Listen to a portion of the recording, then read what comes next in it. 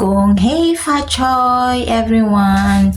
So, unang araw ng Chinese New Year. So, kagigising lang natin. At dahil nga unang araw ng Chinese New Year, mamaya bibisita kami sa magulang ng aking among babae. At para nga sa aming almusal, so importante na kakain ng salo-salo. So, para sa aming breakfast, ito nga yung lopa ko. Ito, meron siyang ham or dried pork, tapos may hipon. Tapos may ibubusa akong shrimp at ham. Tapos ilalagay sa ibabaw. Tapos syempre, tikoy. Diba? Ito. Hiwain ko lang siya ng medyo maninipis. Tapos, sausaw or itip ko sa itlog. Tapos, ipipirito. Tapos, may tea. May Chinese tea. So, yun ang aming breakfast. Tapos, mamaya, pupunta kami. Imimit namin yung mga magulang ng aking among babae. Tapos, dun kami magdi-dinner sa kanilang bahay. So, day 1 ng Chinese New Year. Okay? Update ko kayo mamaya.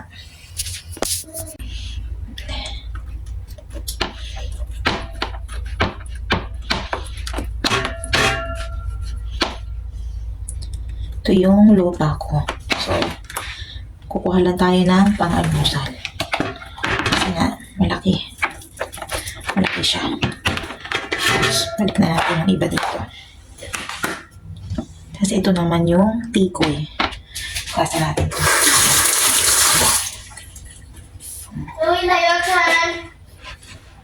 Kunti lang din to kasi matamis siya. Kising na yung aking alaga.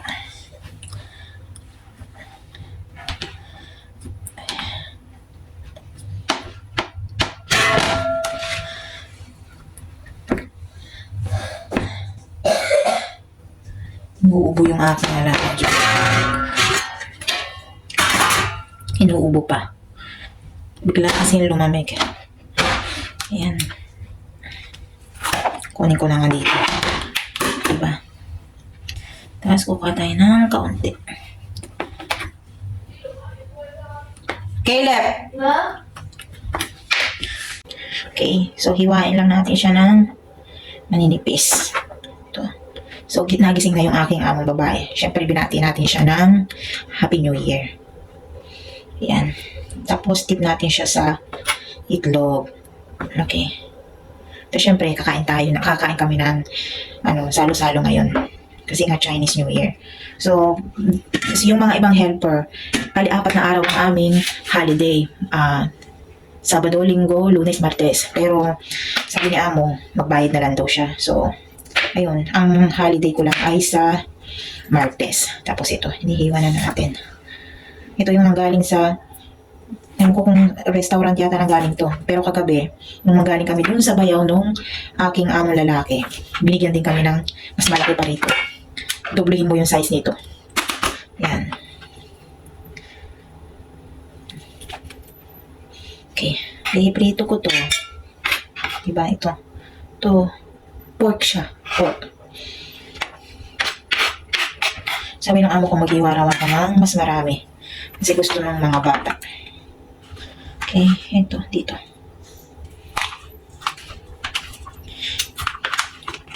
Yan. Kuha tayo ng mas marami pa.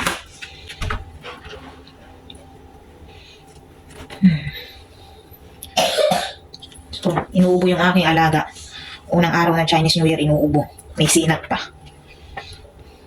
So, itong tiko, hindi ako masyadong magpiprito. Kasi hindi mahilig masyado yung aking among babae sa matatamis.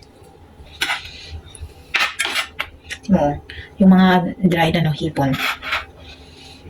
Diba? Okay. Fried ko lang to. Tapos, pakita ko sa inyo pag ready na. Okay? So, ayan, nagbatay ko ng itlog na 2. Tapos, lagay ko tong mga tikoy. Yan, ganyan lang ginagawa ko. Tapos, ibiprito ko siya. Yan. Tapos, prito natin. Okay? Kailangan lang masausaw siyang mabuti. Tapos, ipa-fried na natin ang ating tikoy.